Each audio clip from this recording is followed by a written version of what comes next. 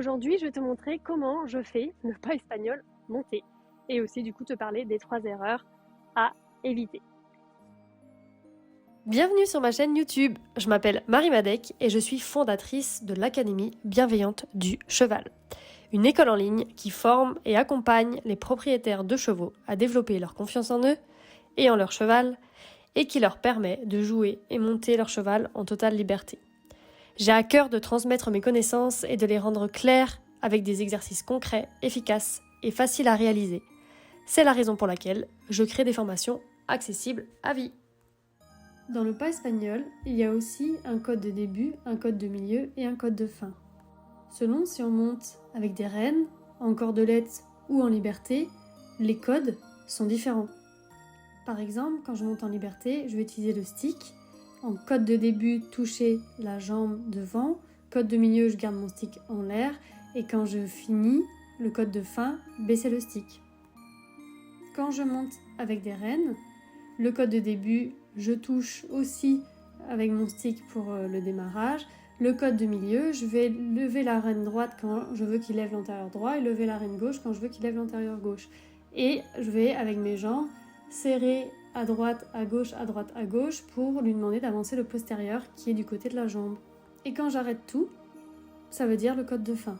À toi de trouver les codes que tu veux pour ton début, ton milieu et ta fin, tant que tu ne portes pas le cheval dans le milieu.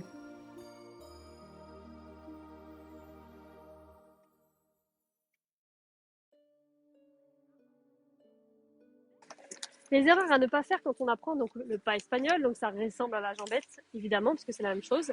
Mais comme c'est du pas, on va se focaliser. L'erreur, c'est de se focaliser uniquement sur les antérieurs. Encore une fois, on dit les antérieurs, droite, gauche. Surtout que quand on est à cheval, on peut pas trop voir si c'est postérieur qui est reculé ou avancé, on voit pas. Du coup, en fait, c'est le cheval qui par habitude va trouver son équilibre par rapport à pied.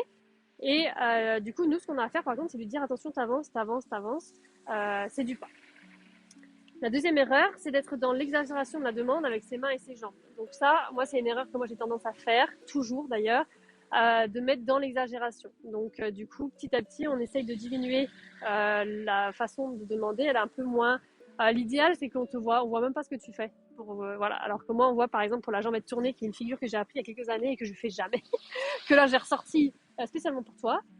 Tu vois, je suis un peu dans l'exagération et tout, mais parce que c'est quelque chose que je pratique pas tout le temps. Voilà.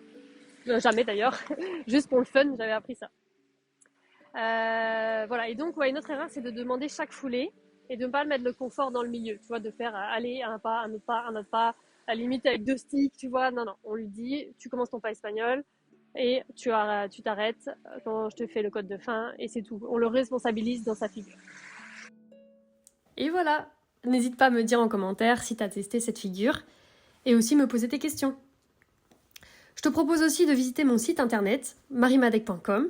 Tu trouveras le lien sous la vidéo. Et pour Noël, je te propose des surprises, dont 50% de réduction sur toutes mes formations courtes. À bientôt!